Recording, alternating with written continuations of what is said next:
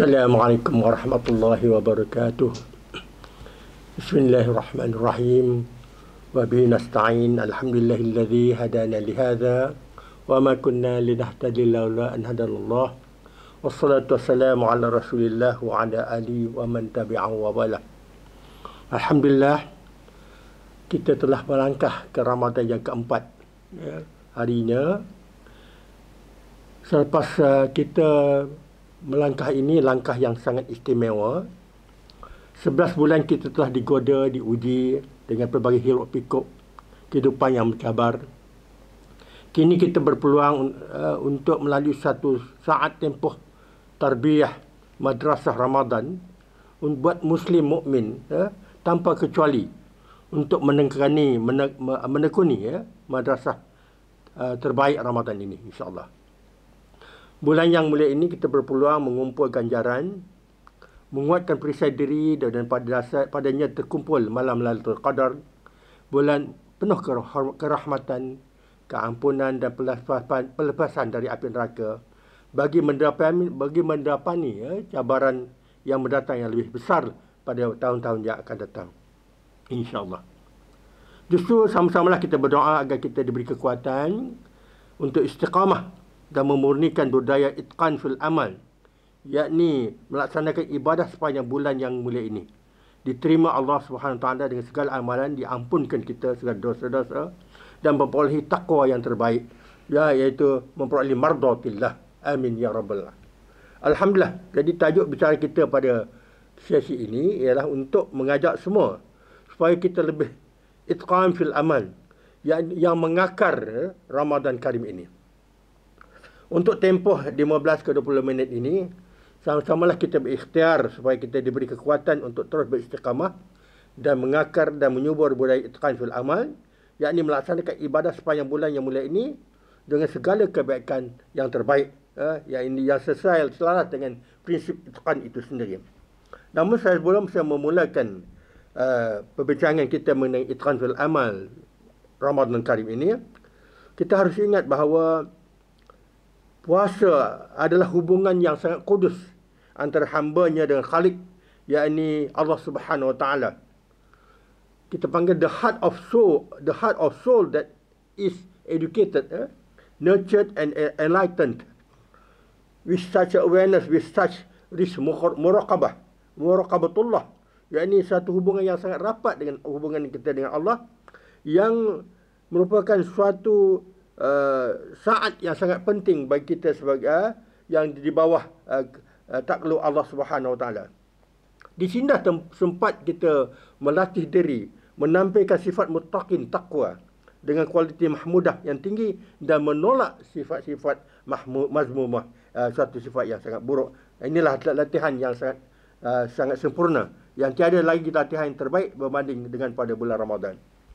Dari 3 bekalan menyambut Ramadan ini, kita lihat pertama, untuk mendapat rahmat dan barakah dan keampunan ini, pertama ialah kita kebekalan ilmu, satu perkara yang sangat penting. Sebab itu orang yang melaksanakan Ramadan perlu mempunyai kualiti ilmu, ilmu agar ibadah kita dilaksanakan betul, benar dan diterima Allah SWT.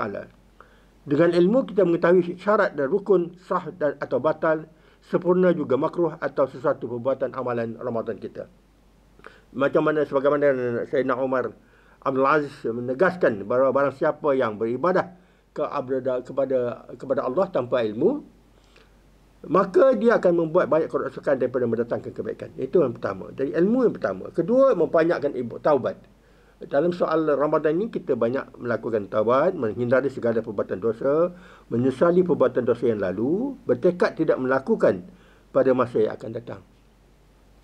Jadi insyaAllah kita akan, yang ketiga, kita akan lihat perbanyakkan memohon kemudahan dari Allah Taala. Jadi bulan Ramadan bulan yang mencabar, kita harus membanyakkan munajat kepada Allah untuk agar dipermudahkan untuk menjalani ibadah di bulan Ramadan ini.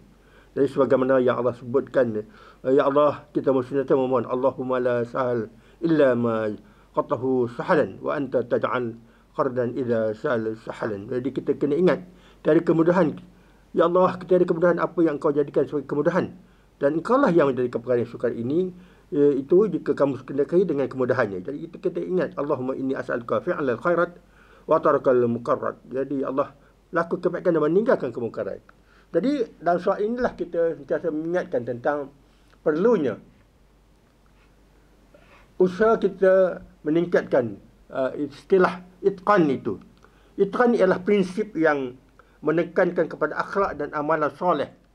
Setiap manusia perlu bersungguh-sungguh, tekun dan memberi komitmen yang tinggi di dalam melaksanakan tugas dan melahirkan kualiti yang baik dan cemerlang. Ia melibatkan soal keikhlasan atau mutu kerja, di mana dari ajaran Islam inilah ia akan menyelamatkan manusia di dunia dan akhirat. Jadi inilah prinsip itqan. Jadi seselaras dengan tuntutan ibadah itu, iaitu yang di dalam surah Az-Zariyat di bawah nama memahami tentang tidak aku jadikan jin dan manusia melainkan untuk menyembah aku. Wa ma khalaqtul jinna wal insa illa liya'budun. Jadi itu satu perkara yang sangat penting. Kedua, dalam hadis yang riwayat Aisyah radhiyallahu anha bahawa Rasulullah sallallahu alaihi wasallam bersabda, sesungguhnya Allah Azza wa Jalla itu amat menyukai seorang dari kamu melakukan satu amalan hendaklah buat secara itqan, yang tekun. Inna Allah Azza wa Jalla yuhibbu idza amalin ahadukum amalan an yunqidah. Maknanya itqan itu, yunqidah itu. Maksudnya dilihat dalam konteks sangat suka dengan cara kita melakukan dengan tekun, sempurna dan teliti. Jadi inilah daripada orang kata Imam Al-Bahaqi yang dan Syu'aib yang meriwayatkan hadis tentang peristiwa ini dirujuk. Jadi itqan berarti tekun dalam beramal, menyempurnakan atau melaksanakan satu tuntutan dari seseorang sebagaimana yang dikehendaki, tanpa dikurangi sedikit pun, dengan sempurna dan tidak terlewat dalam batas-batas yang ditetapkan. Islam menggalakkan semua umat Islam dalam konteks Ramadan ini, kita digalakkan bersungguh-sungguh dalam setiap pekerjaan yang kita lakukan. Dan kita kena ingat wa qul i'malu fasayarallahu amalakum wa rasuluhu wal mu'minun. Dan katakanlah wahai Muhammad, beramallah kamu akan segala yang diperintahkan, maka Allah dan Rasulnya serta orang yang beriman akan melihat apa yang kamu kerjakan. So Allah melihat apa yang kita lakukan. Jadi kena walakin Allah yuhibbu al-amili idza amila ay yuhsin. Maknanya kita kena ingat Allah SWT Allah kasih pada orang yang melakukan amalan, sesuatu amalan itu hendak melakukan dengan yang terbaik. Jadi kepentingan itqan ini dalam konteks Ramadan kita lihat ialah pertama, ia merupakan ibadah urusan dunia wal akhirah. Jangan kita ingat itqan ini hanya khusus untuk dunia, tetapi sebenarnya ialah untuk fid dunya wal akhirah. Pertama, sifat itqan itu ialah tekun dalam melaksanakan suatu pekerjaan sebagai satu wasilah untuk mendapatkan pahala dan ganjaran daripada Allah SWT. Jadi kita bukanlah mengharapkan pahala itu, tetapi mengharapkan mardatillah, keridhaan Allah SWT itu. Allah hak memberi pahala dan sebagainya, itu adalah hak Allah SWT. Tapi kita mardatillah, itu satu hal yang sangat penting. Tekun dalam melaksanakan. Kerana harapan kita sangat tinggi, khusus dalam bulan Ramadan ini. Kedua, Allah SWT kasih kepada orang-orang yang tekun dalam melaksanakan amal ibadahnya. Jadi sebagaimana yang saya telah nyatakan dalam hadis yang awal tadi.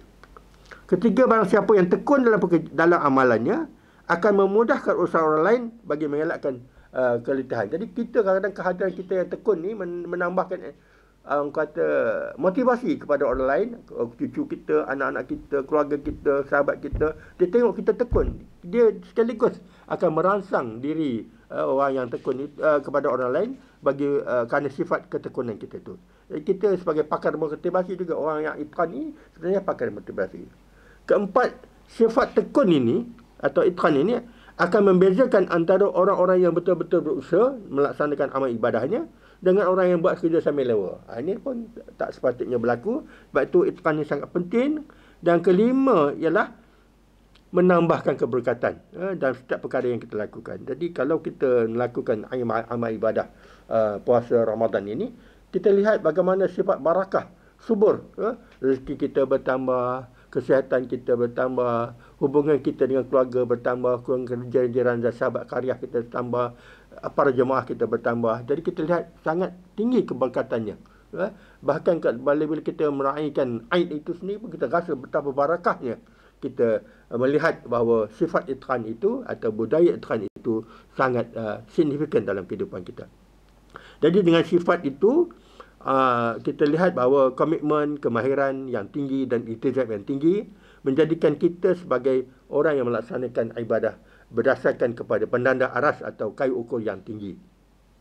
Nilai itqan banyak menyaksikan kita sebagai pemacu, berkembang, berluas peradaban tamadun kita. Jadi orang yang melaksanakan Ramadan sebulan ni, kalau semua seluruh dunia melakukan ibadah berteraskan semangat itqan ini, maka kita lihat betapa hebatnya seluruh dunia dengan kekuatan orang-orang yang berpuasa. Dalam masyarakat kita lagi pula, kita dan rangka melaksanakan masyarakat dan negara madani lagi, kita akan dijadi contoh oleh orang-orang bukan Islam, rakan-rakan kita yang bukan Islam di negara ini, yang sentiasa menilai bahawa bagaimana hebatnya kerana kita melaksanakan Ramadan ini dengan cara yang terbaik. Jadi inilah laba dunia dan laba akhirat yang kita perlukan, yang dilipat gandakan dalam bulan yang kita sangat panggil bulan Mardhatillah ini. Jadi Allah SWT sentiasa mengingatkan kita. Jadi dalam soal itu, bagaimanakah kita ingin melakukan, apakah kunci kecemerlangan dalam melaksanakan itqan ini? Kita lihat bahawa kunci kecemerlangan ini bukan sahaja dilihat dalam konteks sifat ihsan itqan itu sendiri. Pada masa yang sama juga dilihat ada sifat-sifat ihsan yang terbaik. Wa ahsin kama ahsanallahu ilaik. Jadi itqan membawa maksud melakukan suatu ibadah dengan teliti, cermat, kemas dan bersungguh-sungguh. Dan prinsip ini menuntut kita melakukan secara serius dan bukan main-main. Konsep itqan ini ada dilihat melalui kehidupan baginda Rasulullah SAW sendiri. Jadi kita lihat contoh terbaik, uswatun hasanah Rasulullah SAW. Daripada kecilnya sehinggalah beliau diangkat menjadi Rasulullah SAW. Jadi kehebatannya sangat luar biasa. Jadi inilah puasanya bagaimana sifat ihsan dan itqan ini dan diri Muslim ini adalah sebagai satu sifat yang merupakan satu amanah sebenarnya. Merupakan keajaiban yang tidak boleh dipandang remeh. Apatah lagi segala rezeki berupa kesihatan, kekayaan dan anugerah akan melimpah kepada semua kalau kita melaksanakan budaya itqan ini, termasuk kepada anak-anak dan isteri dan dikasih. Jadi inilah antara prinsip-prinsip itqan yang didokong oleh tiga komponen besar, iaitu sifat ubudiyahnya, iaitu tentang sifat kita sebagai hamba Allah yang kita lakukan sehari-hari, khususnya dalam bulan Ramadan ini. Kedua, sifat mas'uliyah ini, satu lagi sifat menunjukkan sifat integriti dan tanggungjawab. Kalau kita tak puasa pun tak ada siapa tahu, tetapi kerana nilai integriti kita dan tanggungjawab dan amanah, dah kita lakukan dengan tekun, dengan cara yang terbaik. Inilah. Dan syaitan pun dibelenggu dalam bulan Ramadan ini, dan kita boleh mampu lagi memudahkan kita melakukan ibadah. Tapi malangnya dalam soal tertentu, walaupun diikat sebulan syaitannya, tapi manusia terus dengan sifat-sifat kemaksiatannya kerana nafsu al-maratu bisu itu perlu terus ditanam dan setelah melalui latihan 11 bulan di bawah godaan syaitan. Jadi kita gunakanlah kesempatan bila bulan Ramadan ini untuk kita melakukan solat, membaca Al-Quran, melakukan solat tarawih, solat sunnah dan bersedekah.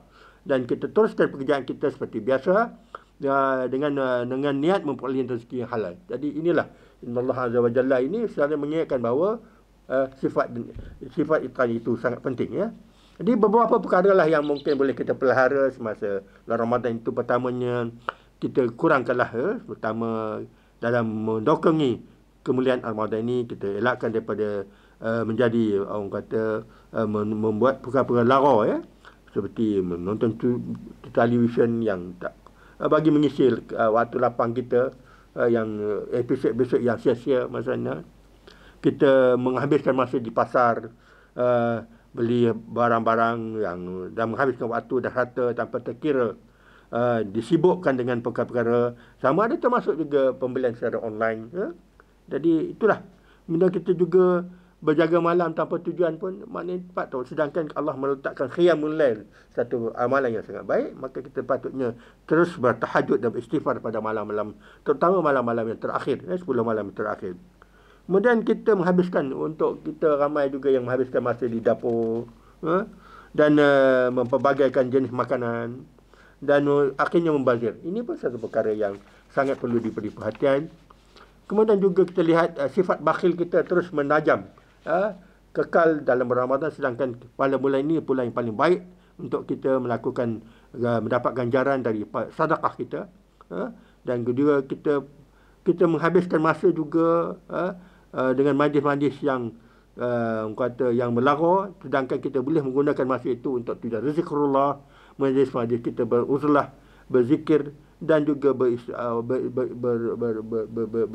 bersama-sama dengan rakan kita mendapatkan ilmu. Dan juga yang akhir kita lihat ramai juga yang menggunakan medium-medium sosial yang sangat ditakuti, bahkan dalam soal-soal itu mengizinkan fitnah dan memecahkan perpaduan di kalangan kita, sedangkan Al-Quran dan juga Allah Ta'ala mengingatkan tentang pentingnya Ramadan ini menjadi penyatu kepada kita, bukan sahaja Ramadan, bahkan seluruh kehidupan kita pada setiap masa. Lagi sebagai penutup, jadi naklah kita sebagai kesimpulan, kita dituntut untuk terus melaksanakan itqan ini atau tekun pada setiap perkara yang kita lakukan, dan sesuai dengan surah Al-An'am ayat 182, ya, inna salati wa nusuki wa mahyaya wa mati lillahi rabbil alamin.